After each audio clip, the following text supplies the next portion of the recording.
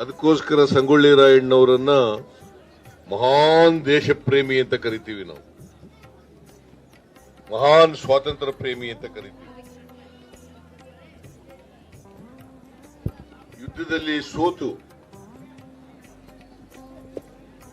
ಕಿತ್ತೂರು ರಾಣಿ ಚೆನ್ನಮ್ಮನವರು ಬಂಧನಕ್ಕೆ ಒಳಪಡ್ತಾರೆ. ಆದರೆ ಸಂಗೊಳ್ಳಿ ರಾಯಣ್ಣ ತಪ್ಪಿಸಿಕೊಂಡು ಕಿತ್ತೂರು ಸಂಸ್ಥಾನವನ್ನ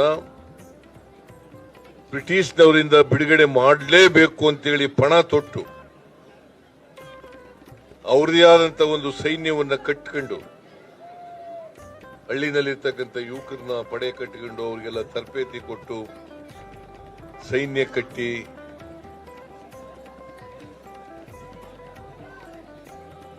ಬ್ರಿಟಿಷ್ನವರಿಗೆ ಸಿಂಹ ಸ್ವಪ್ನ ಆಗಿರ್ತಾರೆ.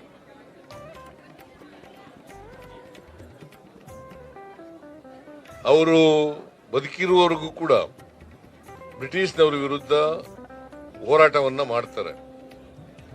ತಮ್ಮ ಸ್ವಾರ್ಥಕ್ಕೋಸ್ಕರ ಅಲ್ಲ, ಕಿತ್ತೂರು ಸಂಸ್ಥಾನವನ್ನ ಸ್ವತಂತ್ರಗೊಳಿಸಬೇಕು ಅನ್ನೋ ಕಾರಣಕ್ಕೋಸ್ಕರ ಹೋರಾಟವನ್ನ ಮಾಡ್ತಾರೆ.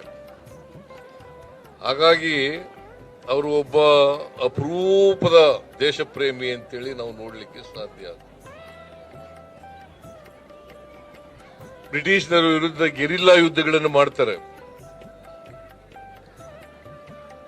ಅವರ ಬದುಕಿರುವವರೆಗೂ ಕೂಡ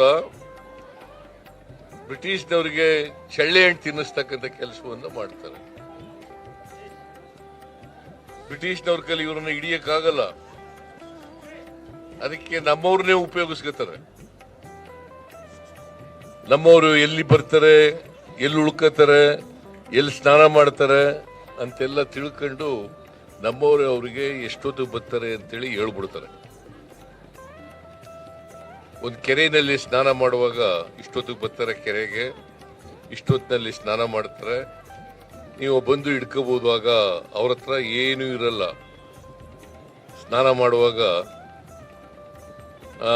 ಖಡ್ಗ ಆಗ್ಲಿ ಗುರಾಣಿ ಆಗ್ಲಿ ಏನು ಇರೋದಿಲ್ಲ, ಆಗ ಹಿಡಿಬಹುದು ಅಂತ ಹೇಳ್ಬಿಡ್ತಾರೆ. ಸಂಗೊಳ್ಳಿ ರಾಯಣ್ಣ ಹಾಗಾಗಿ ಈ ದೇಶದ್ರೋಹಿಗಳಿದಾರಲ್ಲ ಇವ್ರನ್ನ ಉಪಯೋಗಿಸ್ಕೊಂಡೇ ಬ್ರಿಟಿಷ್ನವರು 200 ವರ್ಷಗಳ ಕಾಲ ಈ ದೇಶವನ್ನ ಆಳಿದ್ರು. 200 ವರ್ಷ.